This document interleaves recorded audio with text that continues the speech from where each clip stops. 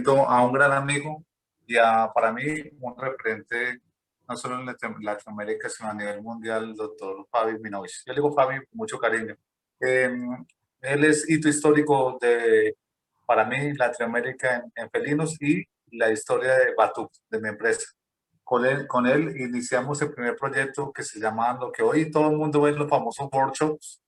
Fuimos los primeros en Latinoamérica, el famoso workshop en el eje cafetero, en el área de medicina felina. Tuvimos grupos grandísimos, hicimos grandes eventos que volveremos a hacer, ya incluyendo más profesores como la doctora Leticia.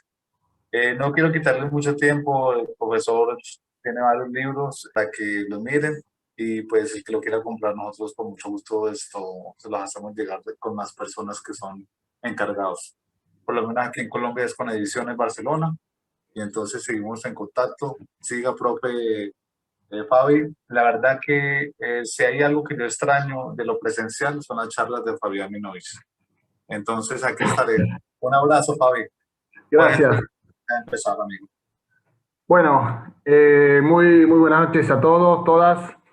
La verdad que para mí es un placer siempre apoyar a Batuk, a Giovanni, a Jamie, mi hermano colombiano, Giovanni. La verdad que una empresa realmente increíble, familiar, y muy comprometida con la educación continuada. Siempre, cuando he ido a Colombia, fuimos a Costa Rica, si mal no recuerdo, siempre atrás de los mínimos detalles. Batuk, Giovanni, siempre está atrás de los mínimos detalles para que salga todo fantástico. Así que, bueno, tengo la camiseta puesta de Batuk. Ahí también la veo a Silvia, manda Silvia, otra que tiene la camiseta de Batuk puesta. Así que, bueno, para mí es un placer estar acá. Agradecerle, bueno, como le dije, a Giovanni, a Jamie, Batuk y a Leticia por convocarme. Bueno, vamos a hablar un poco de las afecciones gastrointestinales que más afectan a los felinos, siempre desde la clínica. Recuerden que para aquellos que no me conocen, recuerden que yo hago mucha clínica, si bien soy docente en diferentes universidades, tengo fundamento científico y todo, pero bueno, a mí me gusta siempre encarar, digamos, este tipo de charlas desde la clínica, que sea lo más práctico posible. Entonces, bueno, vamos a ver hasta dónde avanzamos hoy y de última lo terminamos obviamente el jueves. Bueno, lo primero que vamos a ver es lo que se llama el complejo triaditis o triada felina. Me imagino que ustedes ya deben haber visto, por lo que vi en el programa, enfermedades del hígado, de intestino anterior, intestino posterior, con grandes referentes. La idea es hacer un poco, digamos, el enfoque un poco más hacia la medicina felina y básicamente hacia, como les dije antes, lo que es la parte clínica o la parte práctica de todo esto. Bueno, primero, ¿qué es la triada o la triaditis felina? Bueno, en realidad es un complejo de afecciones. Ya de por sí el término triada o triaditis ya es un poco controversial, porque nosotros siempre utilizamos la palabra itis cuando hay una inflamación y generalmente signos específicos, ¿no? Entonces, acá la única, digamos, diferencia es que la triaditis es una inflamación de 3 órganos, que involucran a 3 órganos. Entre ellos, obviamente, el hígado, el páncreas y el intestino. Tiene una signología inespecífica común entre los 3, cuya metodología diagnóstica siempre intenta ser la misma, con los mismos pasos clínicos, y muchos de ellos comparten un mismo tratamiento. ya vamos a ver cuáles son las características diferenciales de cada uno de ellos. Lo que sí puedo decirles es que hay un signo que es un signo común de esta enfermedad inflamatoria que involucra a 3 órganos, que es el vómito. El signo más común es que el dueño dice, el gato me vomitó en el sillón, me vomitó en la alfombra, me vomitó en la cama. Ese es el signo, digamos, más común de esta afección. Entonces, dijimos que la triaditis felina involucra a 3 órganos, que es el hígado, el páncreas y el intestino. ¿Y cuáles son las afecciones que involucran a estos órganos? Bueno, dentro de ellas, dentro del hígado tenemos lo que es el complejo colangitis, la colecistitis, la colelitiasis, la lipidosis hepática, que en realidad no estaría involucrada dentro de lo que es la verdadera triaditis felina. El tema pasa de que la lipidosis hepática siempre viene acompañada, o generalmente está acompañada de una pancreatitis, entonces se la mete dentro de este complejo. Después están las neoplasias del hígado, que no son tan frecuentes, y la cirrosis como un último proceso del hígado. Dentro del páncreas es la pancreatitis y las que involucran al intestino está la enfermedad inflamatoria intestinal y la neoplasia. Bueno, yo dije que íbamos a hablar de la triaditis, pero en realidad ahora ya se habla de una cuadritis felina. Hay un micrófono abierto, si lo quieren apagar. Hola, Arioni, ahí está, gracias. Que se llama, ya no hablamos más de una triaditis, sino lo que se habla de una cuadritis, donde está involucrado el riñón y más precisamente una entidad que se llama la nefritis intersticial, porque ya vamos a ver cómo estas entidades, principalmente la pancreatitis, afecta o involucra al riñón. Ahora bien, vamos a empezar a desglosar cada una de ellas para después ver las características diferenciales de cada una de ellas. Bueno, dentro del hígado tenemos el complejo colangitis. Bien, esta es como todo, o como casi todo lo del gato, es bastante controversial, porque es un conjunto, es un complejo de enfermedades que no hay una cosa en común. Primero porque no se sabe la estadística. No hay una estadística cierta o cuánto esto afecta o involucra a los gatos. Después una clasificación. Vamos a ver que hay una nueva clasificación cuando antes teníamos diferentes tipos de clasificación. Los signos clínicos comparten los signos clínicos comunes. Los diagnósticos, la metodología diagnóstica es la clásica, la básica, y dan muchas de ellas dan resultados casi parecidos. Y con respecto a los tratamientos, también comparten los mismos tratamientos, solamente en 2 hay algún tipo de diferencia. Entonces, ¿cuáles puede ser? Bueno, se lo clasifica la última clasificación que encontré, es una clasificación dada por la WhatsApp, por el grupo de estudio del hígado de la WhatsApp.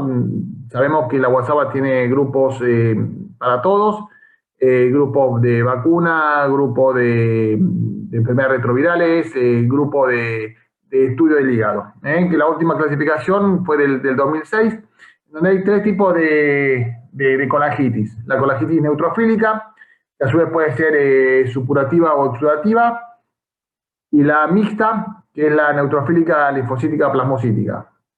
Después está la colangitis linfocítica, antiguamente llamada colangiohepatitis linfocítica, también llamada antiguamente la colangitis no supurativa.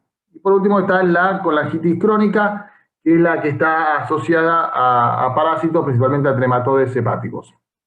Bien, ¿qué sabemos de la colangitis neutrofílica supurativa? Bueno, que son enfermedades de afecciones agudas la mayoría de las veces es debido a una infección bacteriana intestinal ascendente. Debemos tener en cuenta que el duodeno del gato es un duodeno muy particular, ya lo vamos a ver con su anatomía, pero también a nivel de la microflora que tiene. Tiene 100 veces más bacterias que el duodeno del perro, ¿no? Entonces cualquier problema, cualquier proceso inflamatorio en esa zona provoca o lleva a una enfermedad infecciosa secundaria. Entonces, una infección bacteriana intestinal ascendente, generalmente producto de la mayoría de las veces de vómitos, lo que más crece o lo que más se halló fue la Escherichia coli. Aunque también puede haber algunos otros como enterococos, pseudomonas, salmonelas, clostridios, Campylobacter y Cryptosporidium, que si tenemos tiempo lo vamos a ver el jueves que viene. Es una afección que involucra a gatos jóvenes, son de 3 a 5 años la media, y la característica histológica o histopatológica es que hay una gran cantidad de neutrófilos en la luz biliar, en el epitelio biliar, y eso es lo que la caracteriza como neutrofílica. Después tenemos la neutrofílica mixta, que es la neutrofílica linfocítica plasmocítica. Se caracteriza porque son de afecciones crónicas o de presentación crónica. La mayoría de las veces es el resultado de una colangitis supurativa o de una hipersensibilidad alimentaria. Se cree que estas dos entidades, digamos, son las predisponentes para esta afección. Y en aquellos animales en los cuales se ha estudiado y se ha comprobado una colangitis neutrofílica, se ha descubierto que está muy asociado al Helicobacter. No se sabe si el Helicobacter es la causa de esta colangitis neutrofílica o es una consecuencia de esta. La otra diferencia con la anterior es que afecta a animales más de 5 años. Por eso se postuló de que podía ser una consecuencia de una colangitis supurativa. Y se caracteriza porque en vez de haber un infiltrado solamente neutrofílico, hay un infiltrado de neutrófilo, de linfocitos, cerca de las áreas portales o periportales. Y por último tenemos la colangitis linfocítica no supurativa, que también son crónicas y se ha postulado que es como consecuencia de un desorden inmunológico. ¿Cuál puede ser este desorden inmunológico? Bueno, por ejemplo, los granulomas eosinofílicos, cualquier alteración dermatológica alérgica, como la dermatitis alérgica atópica, la enfermedad inflamatoria intestinal o el IBD, o puede ser el resultado de una colangitis mixta, de la que vimos anteriores, que no era supurativa. También afecta a gatos mayores de 7 años y se caracteriza porque también hay una infiltración linfocítica y hay una gran fibrosis a nivel portal. Bien, y después tenemos la colangitis crónica, asociadas a los trematodos hepáticos, son crónicas y es muy común, por lo menos la bibliografía habla de que es común en Europa, en Asia y América del Norte y en América tropical. Hay algunos trematodes, como el Metorchis albidus, pero el que más, digamos, por ahí conocido por esta zona es el Platinosorum consinum, que tengo colegas que cuando he visitado Colombia, Brasil y algunas partes de México lo han encontrado. Y el tema es que para la ingestión de este trematode se necesitan los huéspedes intermediarios. Y esos huéspedes intermediarios pueden ser gusanos, lagartos o algunos peces.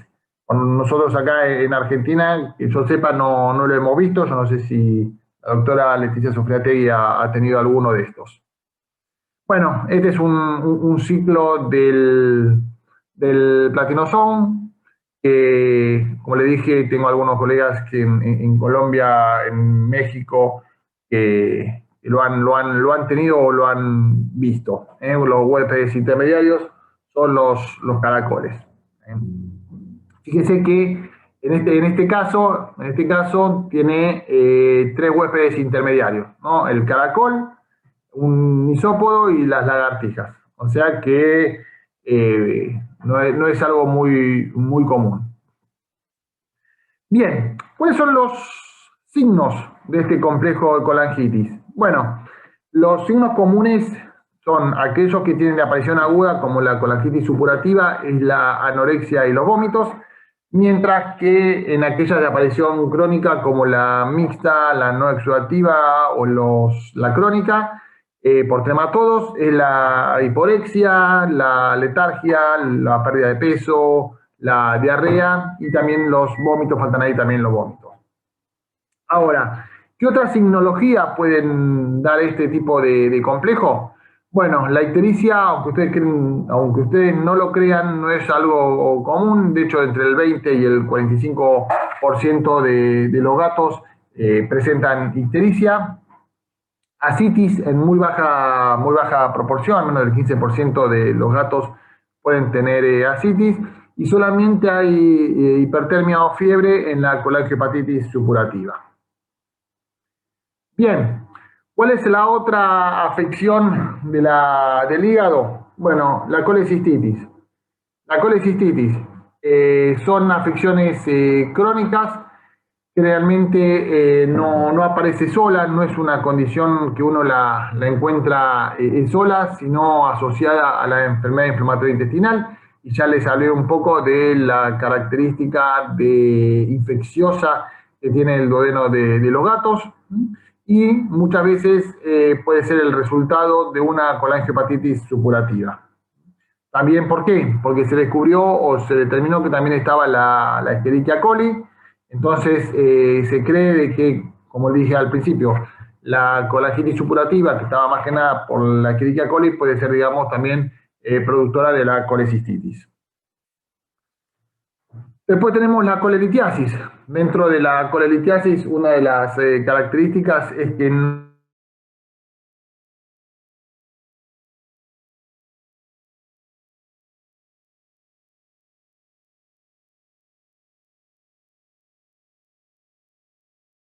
no es algo común en los extrahepáticos, son muy raros en los gatos. Puede estar asociada con la colangitis o la colecistitis. ¿Se me escucha bien? Porque dice, conexión inestable y quiero saber si están escuchando bien. Es que para un momentico, pero ya se te escucha súper bien. Gracias. Bien, cuando dijo conexión inestable.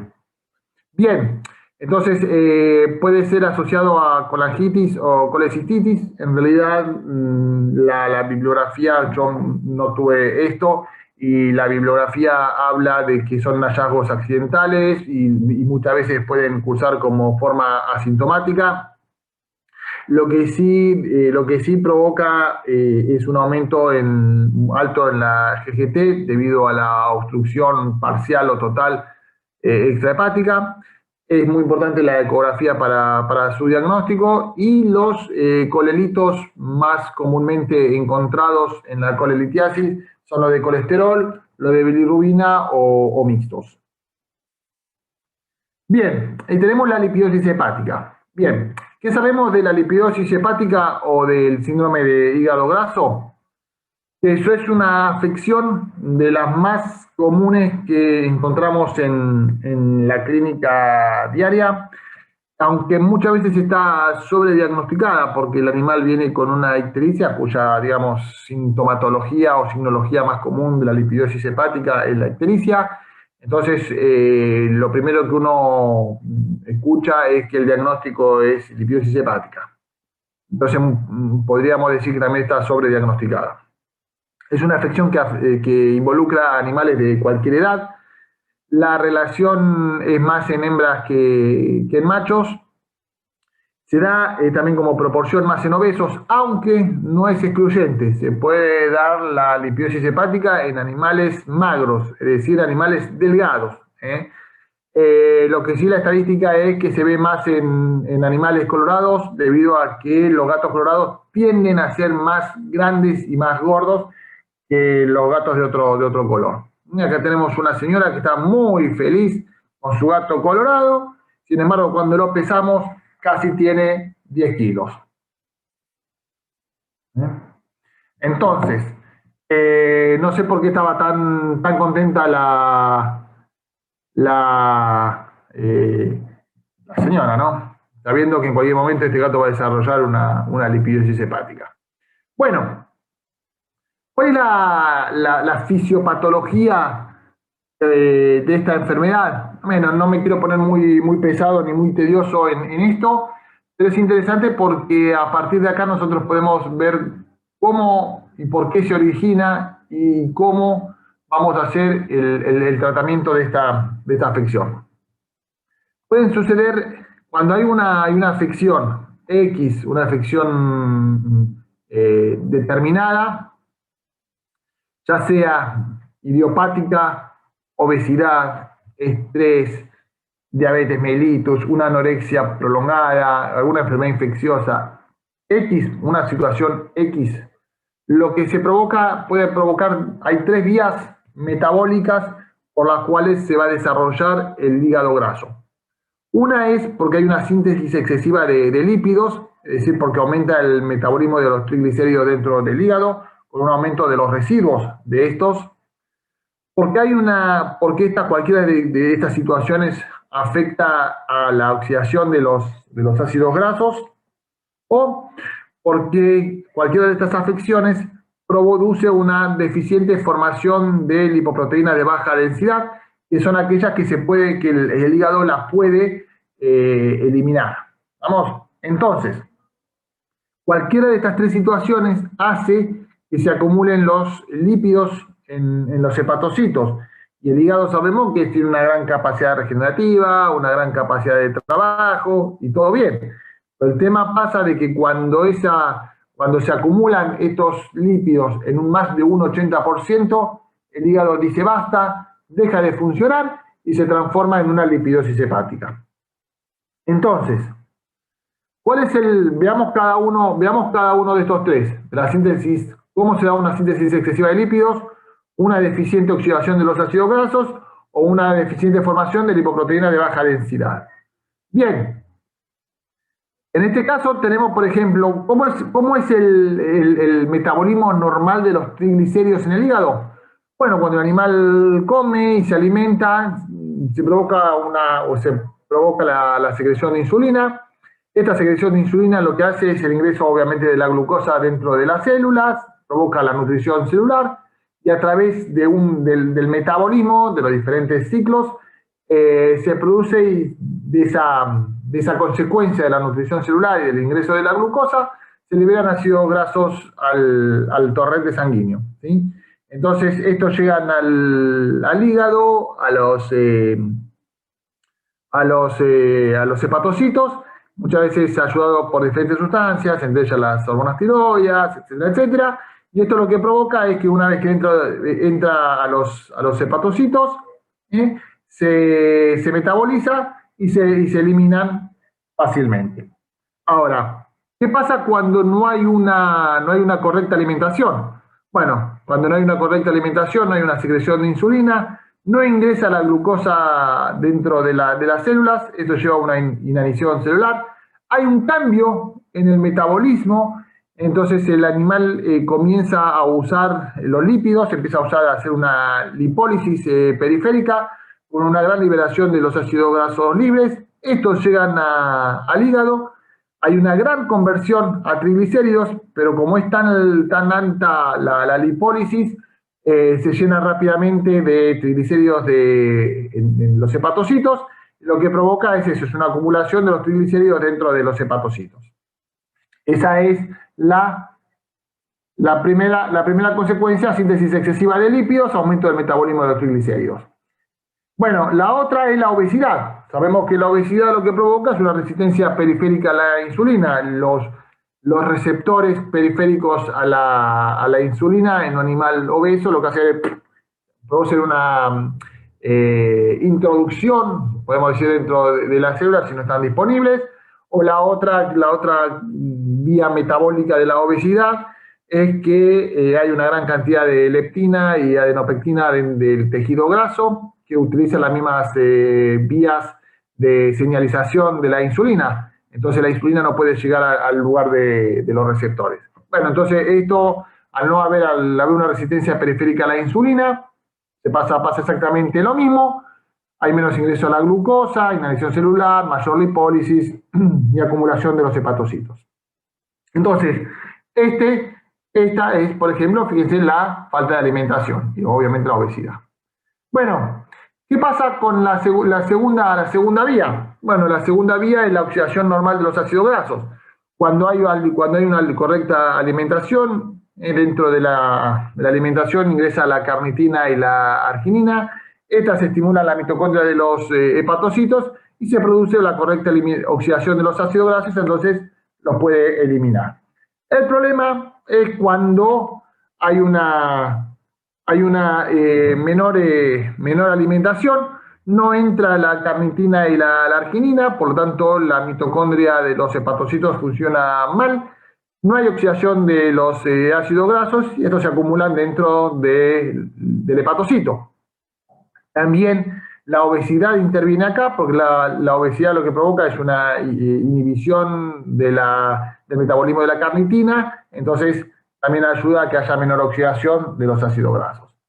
Y la tercera vía dijimos la formación normal de la lipoproteína de baja densidad.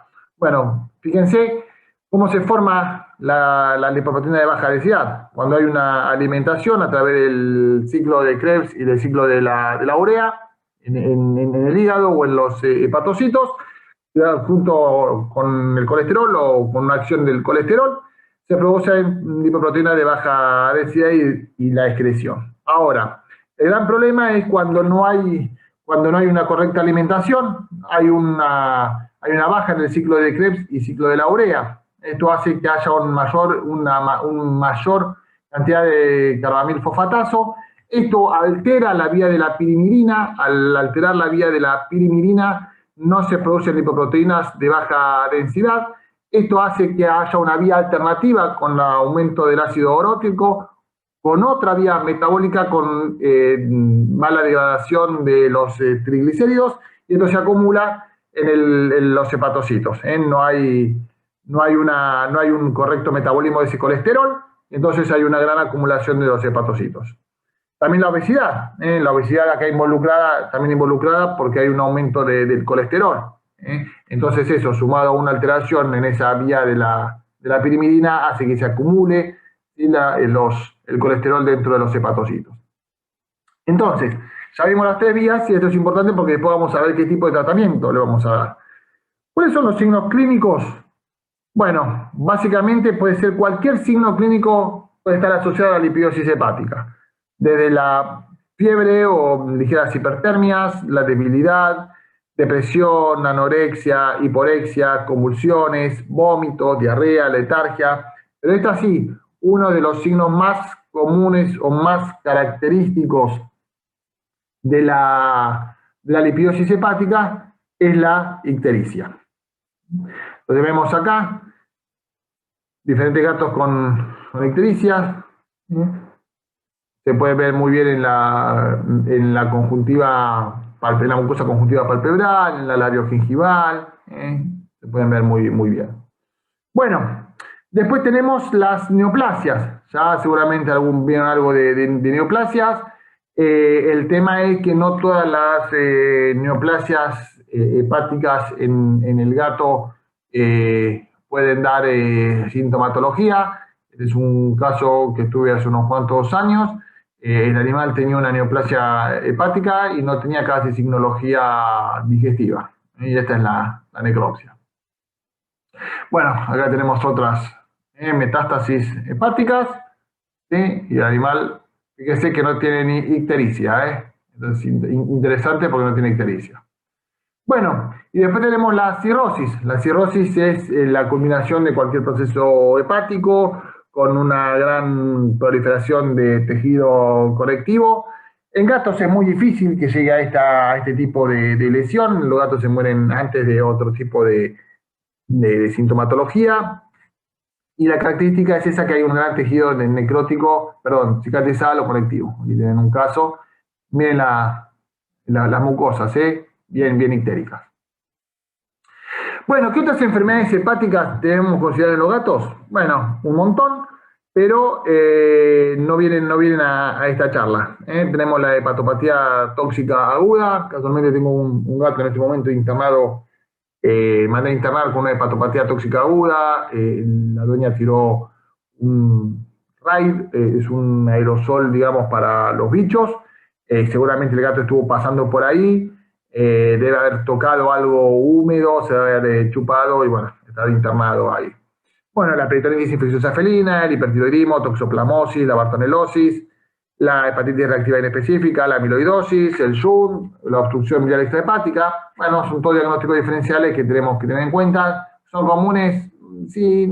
A ver, no, algunos sí son comunes, como el hipertiroidismo, son comunes en animales adultos, o la toxoplasmosis, o la hepatopatía tóxica aguda por alguna intoxicación. Vamos, bien. Y después vamos al páncreas, vamos a la pancreatitis. Bien, la pancreatitis es el nuevo, digamos, boom, el nuevo miedo o el nuevo cuco o terror de la medicina interna felina. ¿Qué sabemos de la pancreatitis en los gatos? Bueno, que es totalmente diferente a la pancreatitis en perros. Es una gran diferencia. ¿Desde dónde? Desde todo. Entonces yo acá tenía unas fotos que diferentes gatos, Michi con una... a ver si puedo sacar esto. Voy a volver a compartir. Ahí estamos. Fíjense, Michi con una densidad urinaria baja y una gran cantidad de albúminas. Tom con una glucemia de 2,93. Luna con vómitos fumosos. Brenda, que fíjense la palpación siamés, una palpación con un gran dolor. Fíjense cómo no le gusta, está molesta. Maggie con fíjense la materia fecal blanda que tenía, y al Heller tiene pigmentos biliares. Sol, que tiene líquido en abdomen, le hicimos un Ribalta positivo y un Heller positivo con gran cantidad de albúminas. Teo con una hipertensión, 28-12, y Blanqui, que está así. Bueno, todos estos, vuelvo un poquitito para atrás, todos estos tienen o tenían pancreatitis. Entonces ustedes me van a decir, Fabián, vos estás loco, pero ¿cómo sabés que tienen pancreatitis?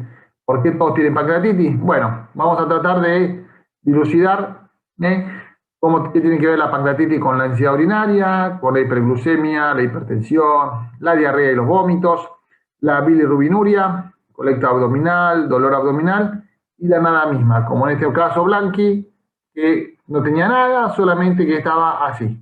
Fíjense qué posición muy particular, en un decúbito external, casi una posición ortopneica.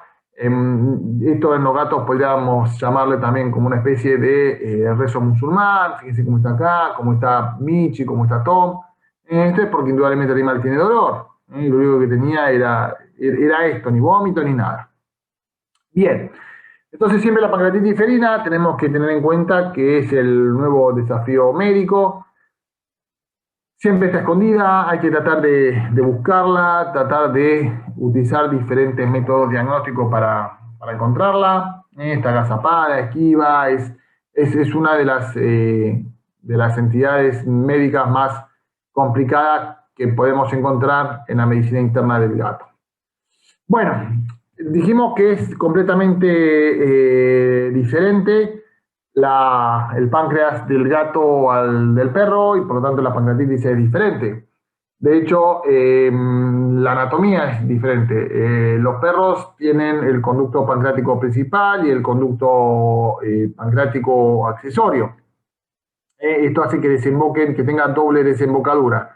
Mientras que en los gatos el conducto pancreático desemboca junto con el conducto colédoco en la papila duodenal.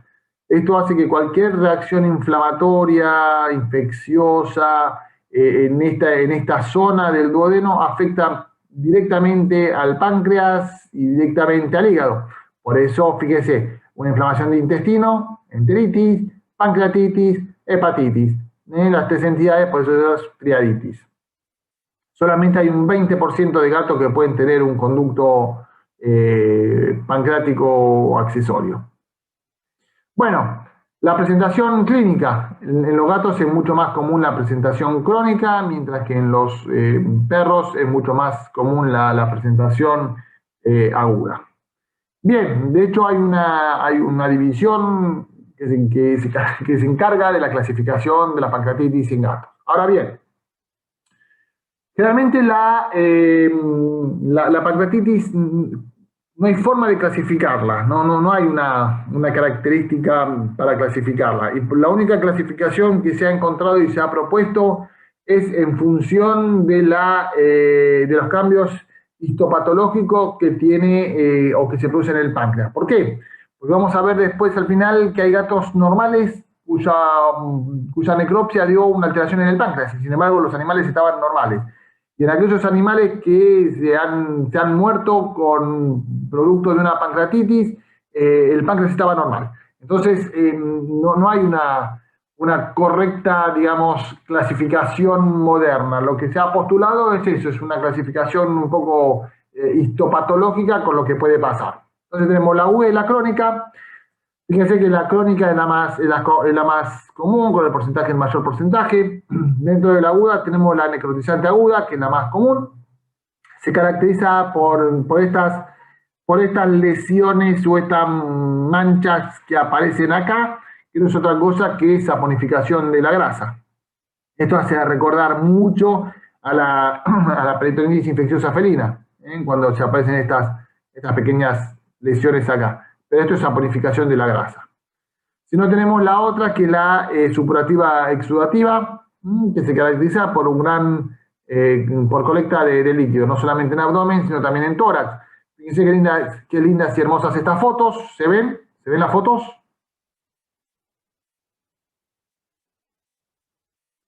Pero las... ¿Se ven las fotos? Hola. Sí. Bueno, fíjense, acá te puse el puntero. Fíjense qué lindo páncreas, ¿no? No hay ninguna lesión macroscópica del páncreas y sin embargo esto es producto de una pancreatitis. Y fíjense también el color del hígado, ¿no? El hígado está medio amarillento, pareciéndose a una lipidosis hepática o un hígado graso. Bien. Vamos. Después tenemos las crónicas. Dentro de la crónica, que son las más comunes, tenemos las degenerativas. Acá tenemos un nódulo degenerativo, aunque también hay un poco de saponificación de las grasas.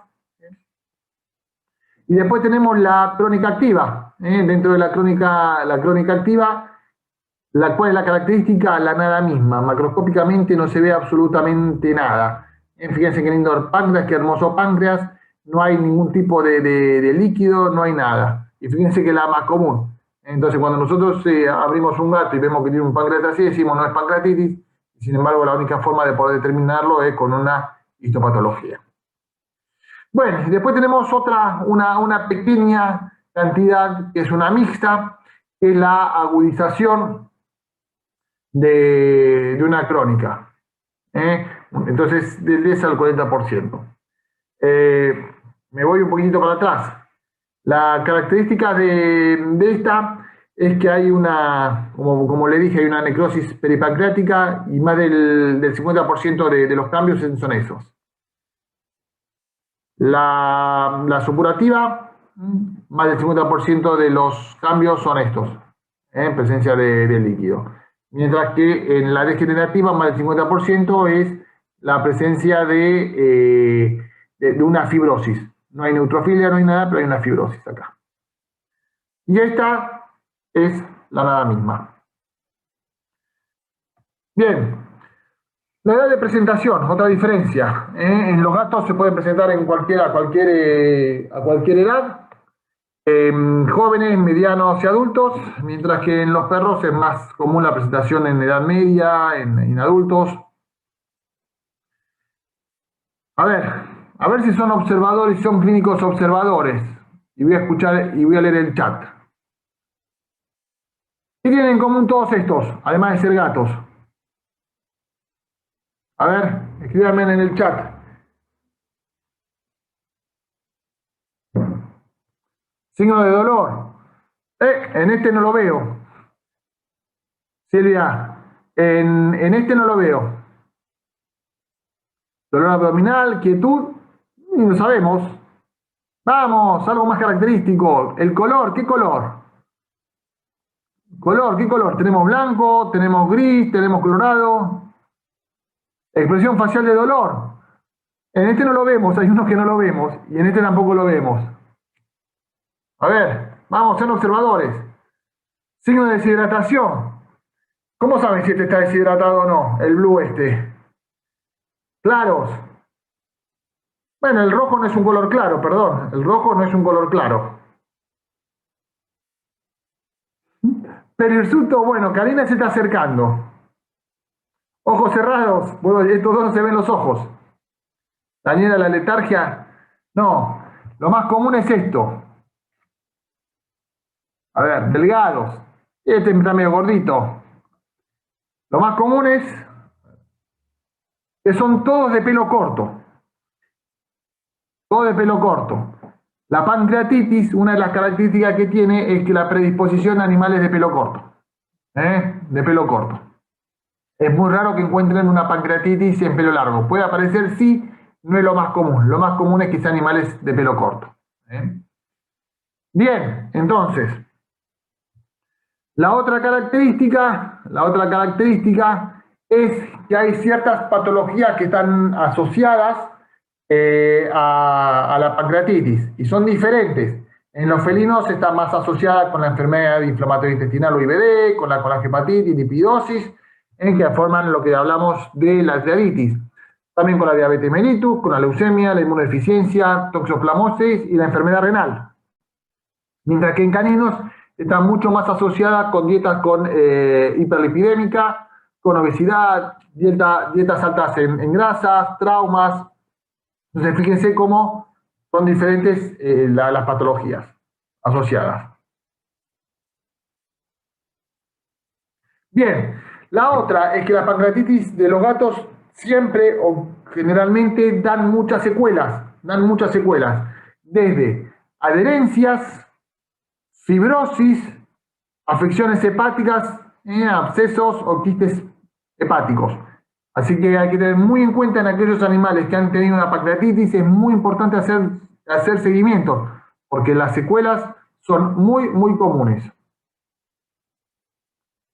Bien, acá tenemos abscesos pancreáticos o peripancreáticos, son comunes.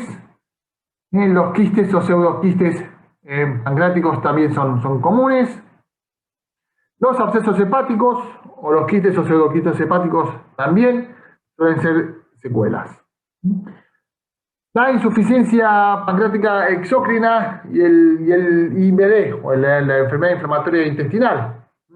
De hecho, no se sabe cuál es la fisiopatología.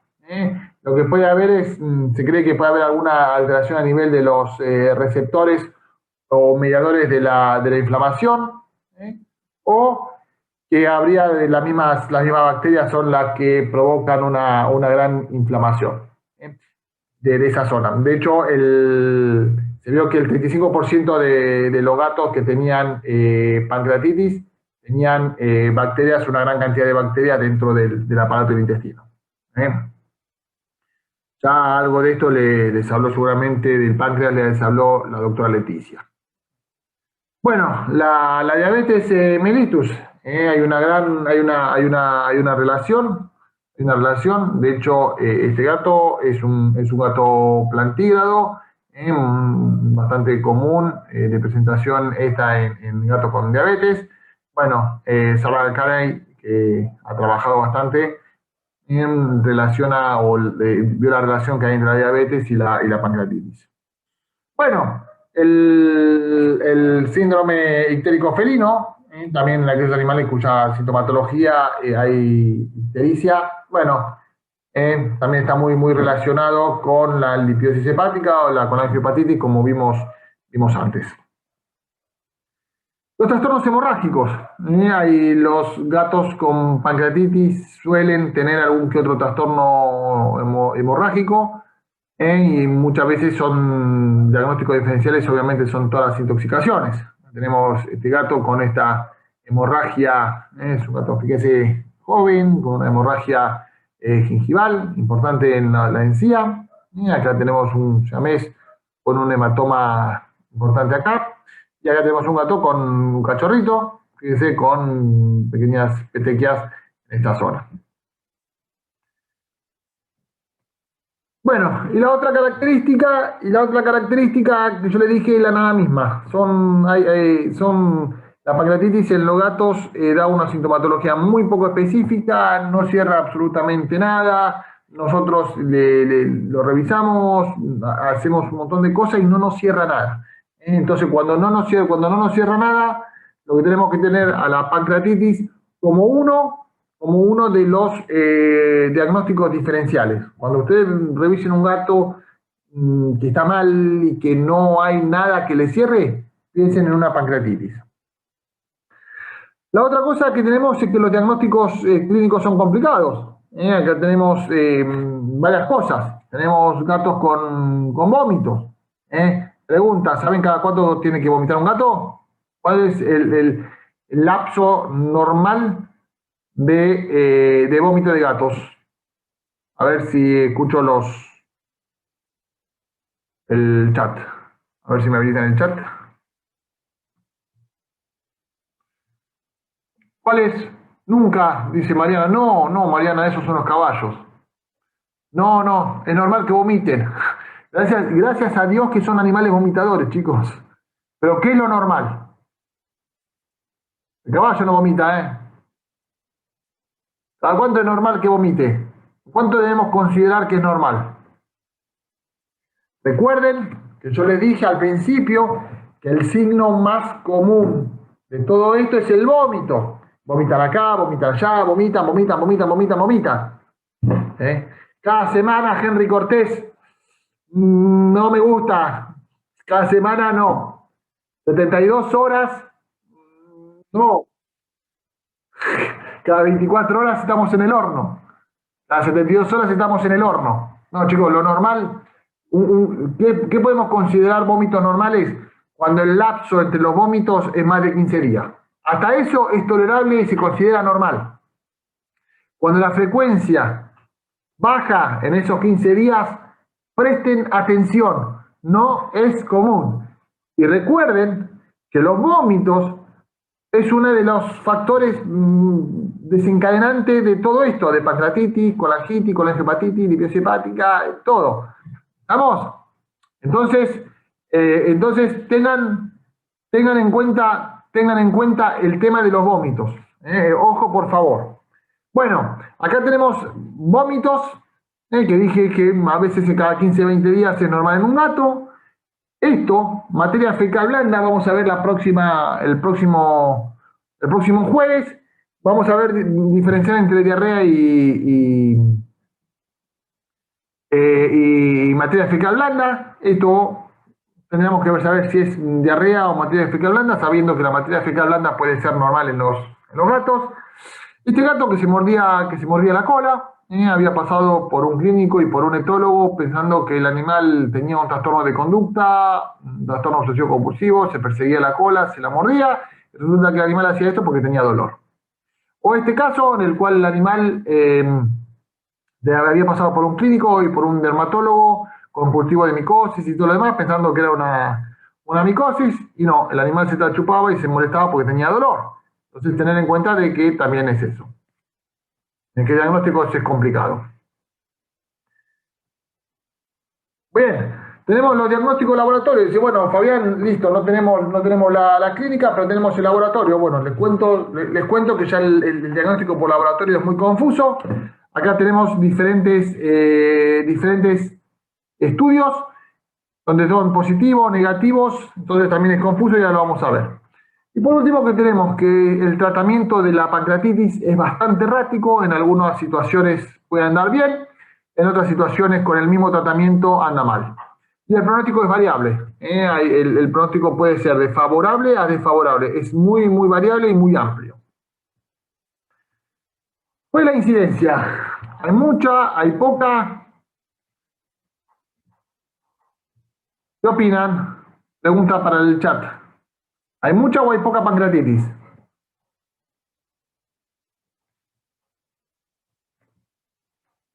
Mucha, mucha, mucha, no tiene nada que ver con el doctor Carlos Mucha. Subdiagnóstico, mucha subdiagnosticada, mucha subdiagnosticada. Bien, me gusta eso, me gusta. En realidad, la verdad es que no tenemos ni la más mínima idea cuánto hay. Porque como son signos completamente inespecíficos, dije que son signos completamente inespecíficos, como dijeron ustedes, puede estar sub o sobrediagnosticada según qué metodología diagnóstica utilizan y según qué método diagnóstico se utilizan. ¿Por qué? Porque no hay una forma de diagnosticar la pancreatitis. Ya se lo voy adelantando que no hay una sola forma.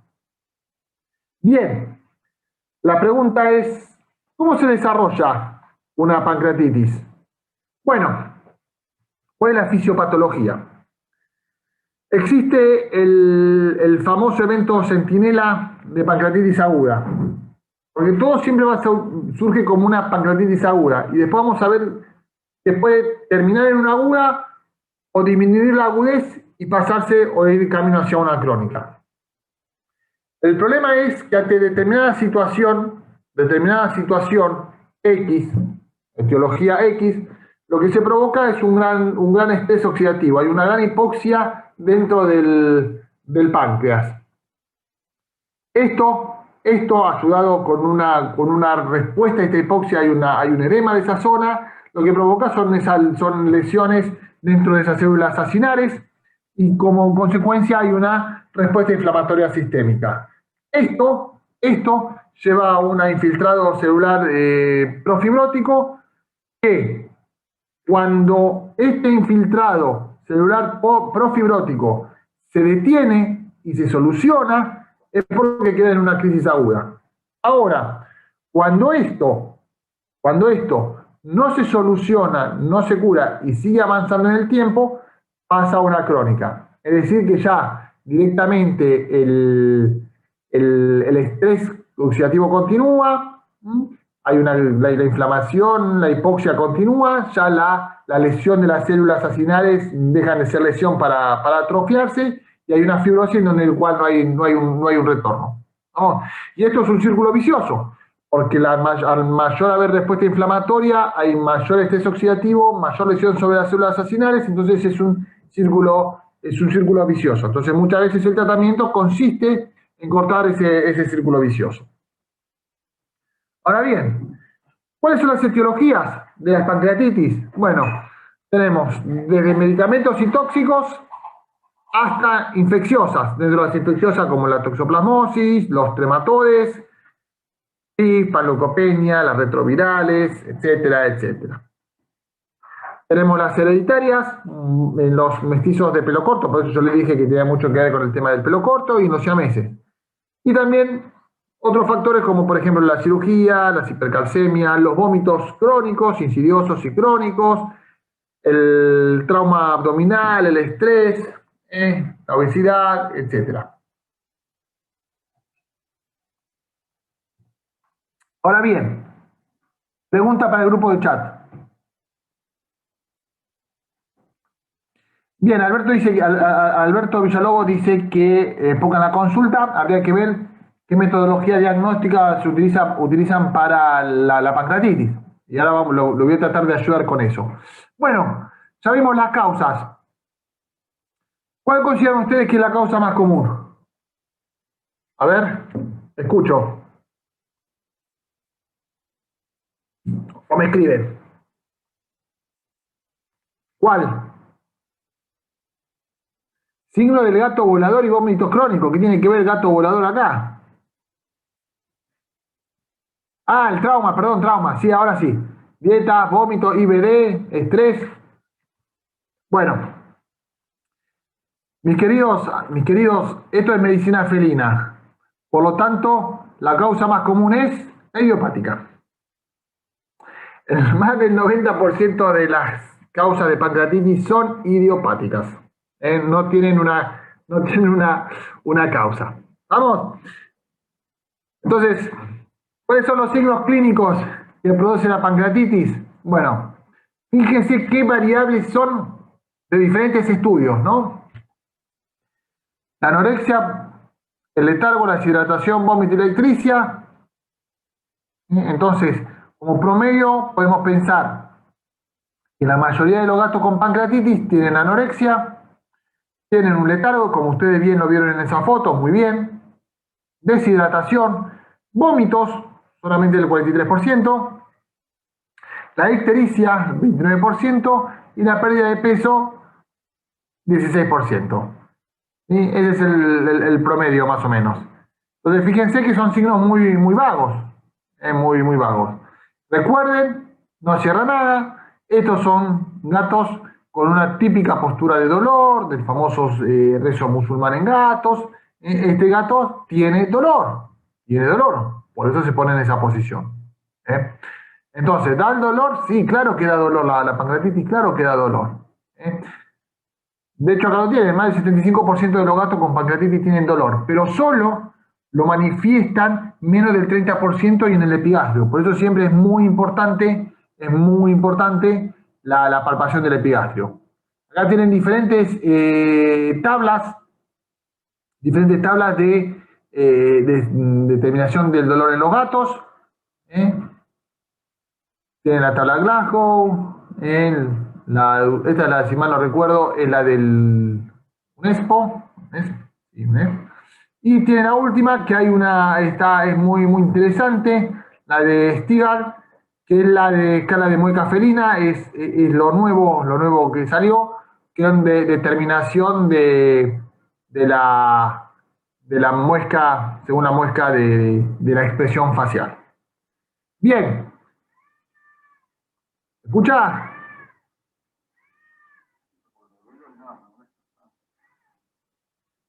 No sé si se escuchó. Vuelvo a pasarlo de nuevo. Se escucha muy bajito.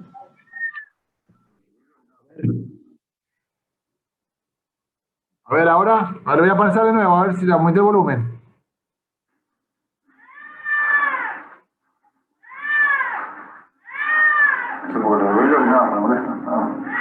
¿Se escuchó? ¿Se escucha como llora el gato? Sí, ya ahora sí, ya ahora sí. Bueno, es muy importante palpar esta zona. Esta zona hay que palpar, que es la zona de proyección del páncreas. Es en el epigastrio bajo, aquí. Es donde hay que palpar. A los gatos les gusta que le palpen el abdomen, no, son medio reticentes, pero cuando tienen pancreatitis y hace una palpación en esta zona, duele, y mucho, duele. Bueno, y ya vimos pancreatitis, vamos para el intestino. ¿Qué afecciones tenemos en el intestino? Bueno, tenemos la enfermedad inflamatoria intestinal y las neoplasias. ¿Qué sabemos de la enfermedad inflamatoria intestinal? Bien, primero, que es una entidad que produce un infiltrado inflamatorio en la mucosa del intestino delgado y el intestino grueso. No neoplásico. ¿Por qué pongo no neoplásico? Porque lo último que se sabe de la enfermedad intestinal inflamatoria, o el IBD, también llamado IBD, Intestinal Bowel Disease, es que puede ser una preneoplasia. No tiene etiología definida, idiopática, pero puede ser consecuencia de lo que vimos, consecuencias de pancreatitis, consecuencia de parasitosis, consecuencia de enfermedad de alergia alimentaria, de hipersensibilidad alimentaria, así que puede ser consecuencia de. Muchas veces se utiliza falsamente esta terminología cuando los animales tienen signología de gastrointestino crónico. De hecho, hasta ahora ya casi tampoco se habla de enfermedad inflamatoria intestinal sola, sino se habla de gastroenteritis inflamatoria. Gastroenteritis inflamatoria. Porque muchas veces ya va asociado el estómago con el intestino. Son signos inespecíficos. La mayoría de las veces es por diagnóstico de exclusión. Hay que descartar un montón de entidades para poder confirmar una enfermedad inflamatoria intestinal. Afecta a animales, generalmente a animales adultos. De hecho, más del 70% de esta enfermedad se da en animales adultos y no hay una predisposición racial o sexual, puede afectar tanto machos como hembras y a cualquier animal. Obviamente se ve mucho más en aquellos animales de pelo semilargo, porque el pelo actúa como un agente irritante crónico a nivel intestinal. Se lo clasifica, tiene una clasificación histopatológica, hay diferentes clasificaciones, pero bueno, la última y más moderna es esta, que es la de enteritis o colitis linfocítica plamocítica, la enterocolitis eosinofílica, que podría ser parte del síndrome hipereosinofílico en los gatos, la enterocolitis granulomatosa y la enfermedad inflamatoria intestinal neutrofílica o supurativa también llamada. Fíjense que no hay diferentes estudios también y no hay ningún estudio que se ponga de acuerdo en algo. Si es en la clínica, a nivel de los vómitos, a nivel de la diarrea, a nivel de la anorexia, algunos dicen 42%, otros 18%, en la letargia, unos 43 y otros 9. Fíjense que es muy variada, no hay unos grandes signos patognomónicos que me lleven a pensar en una enfermedad inflamatoria intestinal. Pero ¿cuáles son los signos entonces distintivos que nosotros tenemos que tener en cuenta? Bueno, los vómitos crónicos esporádicos. Vómitos crónicos esporádicos. Ese gato que vomita día por medio, cada 2 días, cada 72 horas, como ustedes pusieron ahí, tengan presente la posibilidad de que sea esta enfermedad. Menos del 20% vomita más de una vez por día. Disminución del peso, los animales, como esta es una enfermedad crónica y progresiva, hay una disminución del peso. Anorexia hay un 40%, de hecho hay algunos reportes que hablan de que hay ciertos animales que tienen mayor apetito. Yo no lo he visto, todos los gatos que he visto son de comida normal o hasta hiporexia. La diarrea crónica es el 40%, que puede ser tanto de intestino delgado, intestino grueso, ya vamos a ver la clase que viene, ese tipo de diarreas. Y en algunos pacientes puede haber hasta hematoquesia y el tenesmo. Esto ya es un signo, cuando hay hematoquesia, es un signo bastante avanzado de enfermedad inflamatoria intestinal. Bueno, acá es interesante del trabajo del 2009. También las diferentes características a nivel del laboratorio. No hay ningún dato que sobresalga y que me permita a mí un diagnóstico correcto o un diagnóstico certero de la enfermedad inflamatoria intestinal. Son más que nada, como le dije antes, la mayoría de las veces por diagnóstico de exclusión. Bueno, esto es lo que le decía, esto es lo más nuevo, novedoso, que actualmente se cree que o se piensa que la enfermedad inflamatoria intestinal o Oliveira tiene que ser considerada pre-linfoma en los gatos. ¿Por qué? Porque se sabe que todo lo que es afección crónica en los gatos termina siendo neoplásico, ¿sí? Entonces, tener muy en cuenta eso. Bueno, después hay dos términos que tenemos que tener en cuenta que son diferentes, lo que es la intolerancia alimentaria de la hipersensibilidad alimentaria. Son dos entidades diferentes con manifestaciones diferentes. De hecho, se llama también reacción adversa a los alimentos. La diferencia es que la hipersensibilidad alimentaria es una reacción inmunológica, mientras que la intolerancia alimentaria es no inmunológica. La hipersensibilidad alimentaria generalmente dan signos clínicos dermatológicos o gastrointestinales, mientras que la intolerancia alimentaria, que era no inmunológica, son signos clínicos solamente gastrointestinales. ¿Cuál es la característica de la inmunológica o de la hipersensibilidad alimentaria? Bueno, el ingrediente es un ingrediente del alimento que desencadena todo este cuadro. Puede ser la leche bovina, carne bovina, pollo, huevos, un montón un montón, mientras que la intolerancia alimentaria es el alimento no provoca una reacción, sino lo que el organismo no puede es digerirlo. ¿Estamos? La mayoría en esto se observa en la lactosa, en aquellos gatos que toman lactosa y le pueden provocar diarrea.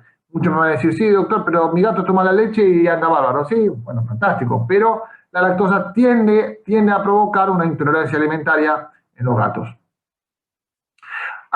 Voy contestando, perdón. Irving, ¿algunos medicamentos pueden provocar o desencadenar enfermedades inflamatorias? Sí. Por ejemplo, antiparasitarios. Los antiparasitarios, cuando vienen gatos con diarrea, nosotros nos abocamos a desparasitarlo y como sigue con diarrea, seguimos desparasitándolo y eso le provoca una enfermedad inflamatoria intestinal. La administración de antimicóticos, antibióticos por largo periodo, claro que sí, Irving. Claro que sí que pueden provocar o desencadenar una enfermedad inflamatoria intestinal. Sí, señor. Bien, entonces acá tenemos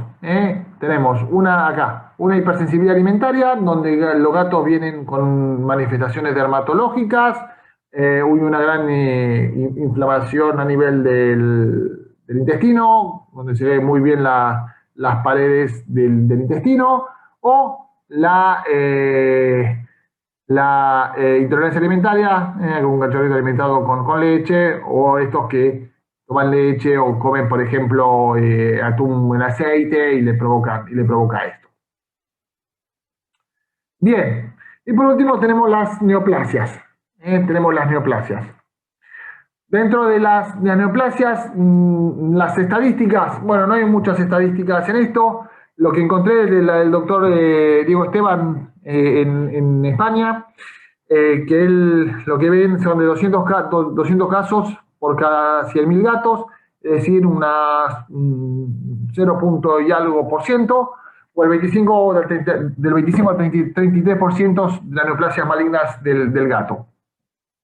En Argentina lo único que encontré fue la doctora Subirós, ya tiene bastantes años, en la cual ella es ecografista, es especialista en ecografía, y bueno, el linfoma cerca del 70%, los adenocarcinomas del 30%, y muy poco mastocitoma a nivel intestinal. Entonces, estadísticamente, el 6% de los tumores de los gatos se encuentran dentro del intestino. Y tenemos, puede ser el intestino delgado o el intestino grueso. Dentro del intestino delgado, el más común es el linfoma, pueden no ser linfocíticos o linfoblásticos. Los linfocíticos son los que provocan un infiltrado dentro de la capa muscular y los linfoblásticos son los masas extraluminar, generalmente los que toman los linfonódulos. Otros menos comunes son los adenocarcinomas, los mastocitomas o los leiomiosarcomas, mientras que en el intestino grueso el más común son los carcinomas, y los que menos comunes son los linfomas. Entonces, una de las cosas que antes se tenía en cuenta era el tema de los linfomas asociados al VILEF. Bien, veamos el linfoma alimentario. Antes se asociaba mucho al virus, al retrovirus de la leucemia, pero fíjense, solamente el 30% de los gatos con leucemia desarrollan linfomas intestinales. ¿Y esto por qué? Bueno, son animales que la neoplasia se afecta a animales adultos mayores. Y sabemos que la leucemia afecta a animales jóvenes. Entonces, fíjense que los linfomas asociados al virus de la leucemia felina es muy bajo. Menos del 30%. Pero sí tiene una gran relación con enfermedad inflamatoria intestinal. Más del 70% de los animales que tuvieron linfomas intestinales tuvieron enfermedad inflamatoria intestinal. Por eso se cree que la enfermedad inflamatoria intestinal es un prelinfoma. Bueno, ¿cómo podemos clasificar los linfomas intestinales? Bueno, básicamente por las mismas entidades que clasifican a los linfomas en las personas, también se puede clasificar a los linfomas intestinales en el gato. Tenemos la NCIWF, que es la National Cancer Investigation, bueno, etcétera, basados en la tasa de progresión del avance de los linfomas, pudiendo ser de grados altos, intermedios o bajos, mientras que hay otra institución, la Real WHO, que no solamente que hacen subtipos, basados en el inmunofenotipo y en las características morfológicas del tumor. Son los linfomas de bajo grado, básicamente son linfomas de células pequeñas, o el linfoma linfocítico, llamado también T-cell, o predominantemente de células T, los linfocitos T, es el más común, es más o menos el 75% de los linfomas intestinales del gato. Los linfomas de grado intermedio o alto, que es también llamado linfoma linfoblástico, predominan las células de los linfocitos B, básicamente es el 15%. Y después tenemos los linfomas de linfocitos granulares grandes, básicamente predominados los linfocitos natural killer, o también los no T y no B, cerca del 10%. Y esta es una clasificación que la vamos a ver al final y va a tener mucho que ver con las indicaciones terapéuticas de los gatos con linfomas. Entonces, podrían ser, según su presentación clínica, pueden ser difusos, que dan un síndrome de mala absorción. Acá tenemos un linfoma bien difuso, donde afecta toda la pared del intestino. Puede ser nodular, siendo nodular puede ser multifocal en diferentes lugares, nódulos en diferentes lugares, o focal, donde hay uno solo, en un linfonódulo tomado solamente. El difuso da un síndrome de mala absorción, mientras que los nodulares dan generalmente signos de obstrucción, y la mayoría de los lugares donde se ven afectados, donde están los linfomas intestinales, es en el área ileosecocólica, o en este caso en el área ileosecocólica, en el difuso, y el nodular en los linfonódulos mesentéricos satelitales, como lo vimos anteriormente. Bien. Después tenemos los otros adenocarcinomas intestinales, son menos comunes que los linfomas, pueden ser infiltrativos y producen obstrucción. Fíjense cómo bien infiltrativo produce una obstrucción intestinal. Los ulcerativos, si tienen uno, bien ulcerativo, o proliferativos, como en este caso. Los infiltrativos dan obstrucción, mientras que el ulcerativo o el proliferativo dan signología de mala absorción. Lo único que difiere es dónde se encuentra. Generalmente están en el yesuno distal y en el ilio, a diferencia del anterior. Bueno, después, como toda neoplasia, podemos estadificarla en estadio de 1 a 5 y en subestadio A o B, según los estadios, según los linfonódulos que se encuentren afectados, y la subestadificación A y B, si tienen signos clínicos o no. Y la mejor forma de poder, digamos, de clasificarlos es haciendo la histopatología correspondiente. Gente, nos queda para ver diagnósticos, tratamientos, y la toma de muestra puede ser por endoscopía o por laparotomía. Cada una tiene sus ventajas y sus desventajas, adelantando que la endoscopía toma solamente las capas superficiales de la luz intestinal. Toma epitelio y muscular, no me toma la serosa. ¿Vamos?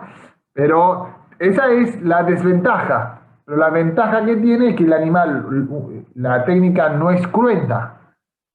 No es cruenta, el animal se levanta mucho más rápido que una laparotomía exploratoria. Doc, tuve un caso de un paciente que después de haber tenido un episodio de diarreas tratado con antibióticos por el mismo propietario, desarrolló una conducta o signo de en cuanto estaba defecando salía corriendo del arenero. Sí, eso son trastornos de conducta que le queda al animal después de haber tenido una mala experiencia post-defecatoria. Sí. Son trastornos de conducta. Y eso puede pasar, ya lo vamos a ver cuando veamos diarrea o constipación. Vamos a ver eso, que el animal empieza a defecar en diferentes lugares producto de esa mala de esa mala experiencia. Ardor, dolor, sí, sí, pero es conductual. ¿Tienden a normalizarse? Sí, la mayoría de las veces cuando se soluciona el problema tiende a normalizarse.